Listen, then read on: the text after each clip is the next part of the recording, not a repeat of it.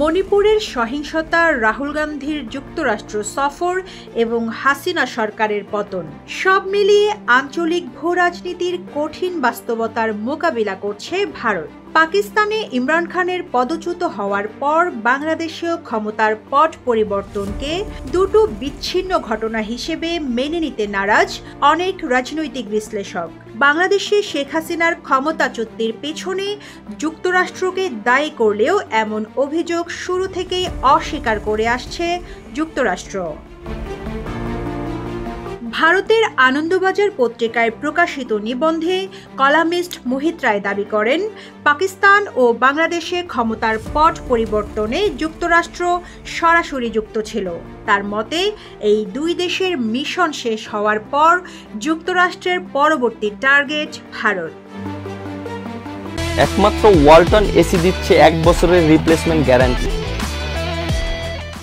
বাংলাদেশে গত কয়েকটি সাধারণ নির্বাচন অবাধ ছিল না এবং জনসাধারণ যথেষ্ট ক্ষুব্ধ ছিল বলে নিবন্ধে উল্লেখ করেন মোহিত রায়। তিনি বলেন, সরকারি চাকরিতে কোটা সংস্কার আন্দোলনকে সরকার পতনের সহিংস রক্তাক্ত গণ অভ্যুত্থানে পরিণত করাটা স্বাভাবিক মনে হয়নি। ফলে আমেরিকা ও পশ্চিমী শক্তির পছন্দের ছবি হিসেবে ছাত্র আন্দোলন পরিণত হল ভারত বিরোধী ইসলামপন্থী শক্তির পুনর্বাসনে। ইমরান খানের মতোই অপসারিত হলেন শেখ হাসিনা। বেশ কয়েকটি সামরিক অভ্যুত্থানে প্রশিক্ষিত বাংলাদেশ সামরিক বাহিনী এবারে উল্টো পথে হেঁটে এই গণ অভ্যুত্থানের পক্ষে দাঁড়ালো।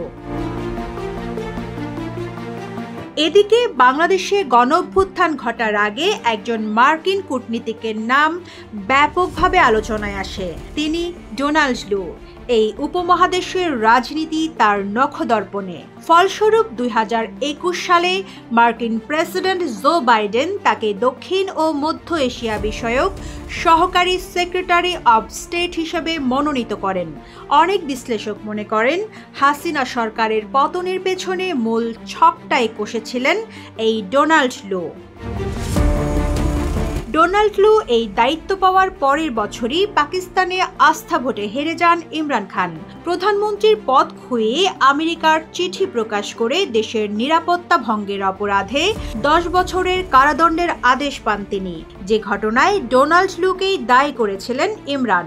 এরপর 2024 সালে বাংলাদেশ দেখল এক নজিরবিহীন অভ্যুত্থান। অবিশ্বাস্যভাবে ক্ষমতাচ্যুত হলেন শেখ হাসিনা। এসব ঘটনা প্রবাহ দুয়ে দুয়ে 4 মিলিয়ে কলামিস্ট মোহিত রায় ইঙ্গিত দেন, যুক্তরাষ্ট্র তার স্বার্থ রক্ষায় এখন ভারতের সরকার পতনের নীল নকশা তৈরি করছে। ভারত, বাংলাদেশ বা পাকিস্তান নয়, এখানে দেশব্যাপী গণ অভ্যুত্থান তৈরি বা সামরিক বাহিনীকে কবজায় আনা সম্ভব নয়। তবে খুবই সম্ভব একটি জোট সরকারের ছোট দলগুলোকে প্রভাবিত করে সরকার ভেঙে দেওয়া। একেবারে ভারত দখল না হলেও টুকরো টুকরো হলেই বা মন্দ কি? নরেন্দ্র মোদী 2010 সালে ক্ষমতায় আসার পর থেকেই ভারতে খ্রিস্টানদের ওপর আক্রমণ শুরু হয়। এ ব্যাপারে যুক্তরাষ্ট্র ভারতকে উপযুক্ত পদক্ষেপ নেওয়ার আহ্বান জানায়। এর আগে ডেমোক্রেট কংগ্রেস সদস্যরা এক চিঠিতে ভারত সরকারের সংখ্যালঘু ও বিরোধীদের ওপর নিপীড়নের বিষয়ে মার্কিন প্রেসিডেন্ট জো বাইডেনকে মোদির সঙ্গে আলোচনা করতে বলেন। এইসব ঘটনা এক সুতোয় গেঁথে বিশ্লেষণ করলে প্রশ্ন আসে, ইমরান খান ও শেখ হাসিনার পর যুক্তরাষ্ট্রের পরবর্তী টার্গেট কি ভারতের প্রধানমন্ত্রী নরেন্দ্র মোদী? Rizwana Rinti, news desk, Ittefaq.